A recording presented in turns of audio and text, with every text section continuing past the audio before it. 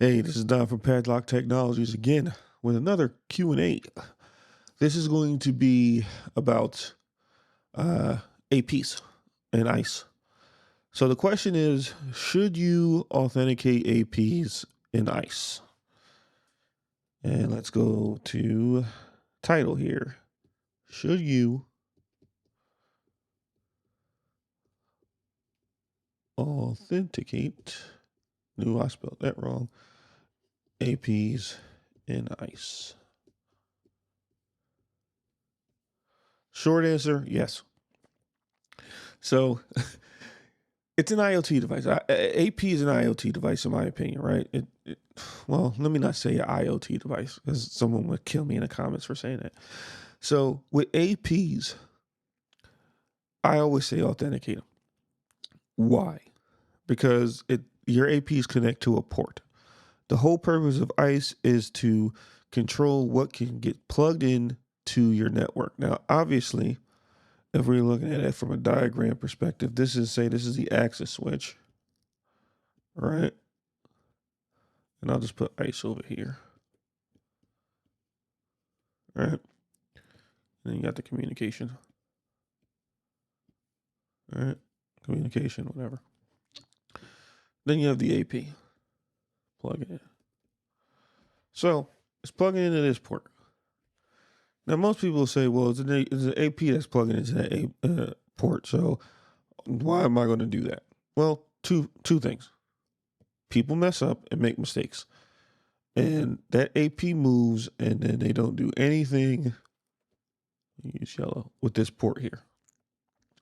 So that port can be trunk of some sort, or depending on if you're just doing cat wrap, and let's put the WLC here. You can leave this as an access port, and then you're technically just doing cat wrap over the top. All right. And it pops out on the other end of the WLC. Still need to authenticate the APs, right? Because whatever VLAN this is on, let's say this was VLAN 159. Well, if that's your AP VLAN, somebody plugs in and you're not authenticating them via ICE, well, they're on your AP VLAN. What kind of damage could they do? We don't know. And that's the problem, because we don't know, right? You're going to be connecting to, and let's say you got a core switch somewhere in here, right? We don't know. So let's say you get on the AP VLANs, and then the AP VLANs has access to, everything else under the sun, just subnets under the sun, right?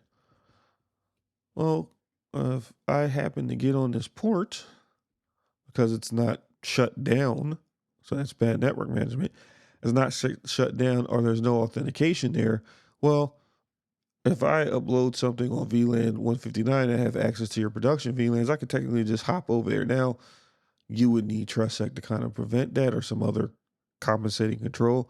But let's just say simple, just simplify it here and just say they're on the AP VLAN. The AP VLAN has access to everything else because your layer 3 subnets sit on the core, or distribution layer. This could technically be a distribution layer, right? All right, so now I got access to it. So yes, short answer is you should definitely authenticate your APs. Now, how would you do that? Well, you can use static endpoint groups. All right. I don't like using those because the management overhead of managing a static endpoint group is pretty much a pain. Or you can profile your APs. Right. And if I'm going to pick one, profiles is the way to go.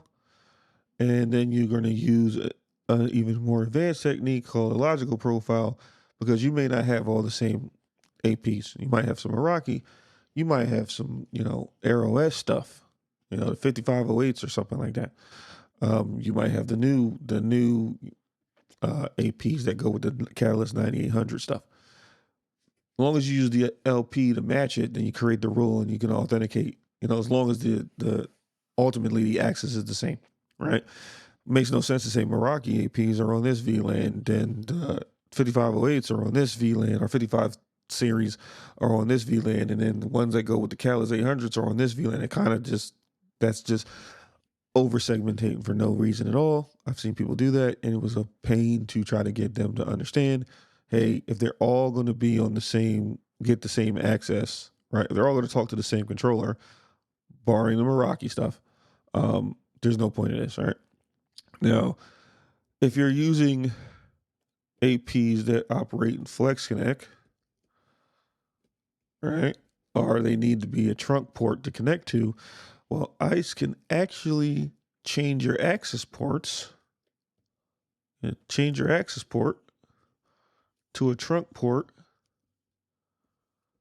right, via authorization profile.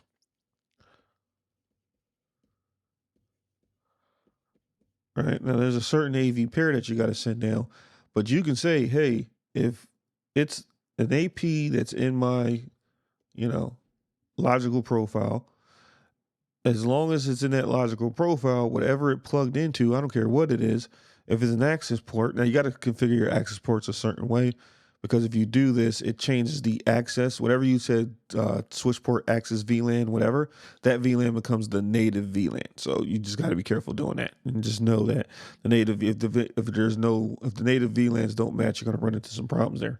But you could say, okay, whatever you plugged into, you're going to change the access port to a trunk port. And now it comes up. It does take some time because it has to change on the back end, but it's not like 5 minutes. It's within a couple seconds. And then it turns into a trunk port, and then AP comes up. I've done this with Meraki's APs. I've done this with normal APs. But yes, you should be authenticating your APs. The whole goal of ISE is to, and this is an edge technology, again, edge technology, meaning where the users plug in, not edge as in firewall, even though you can use, you can authenticate firewalls and stuff with that with ISE, whether it's device administration kind of stuff or RAVPN stuff, right? But at your access layer, which is your edge, user edge, you want to make sure every port is either shut off or at the bare minimum must be authenticated via ISE, no matter what plugs into it. I don't care what it is. Remember, your network is in thirds, right? So 1/3 user, 1/3 devices, and then 1/3 everything else. Everything else, which is technically IoT. You must protect against all three, right? Unknown users, you need to be protected against. Unknown devices, you need to be protected against. And everything else in terms of IoT, you need to be protected against. And that's where ISE ultimately comes in, right? So hopefully that answered your question. Went into a little side quest about APs and stuff like that, and how ISE can change access ports to trunk ports. But yes, definitely authenticate APs. Keep sending me those questions. Don't forget to share, like, comment, and subscribe. This is Don from Padlock Technologies. Thank you. Have a nice day.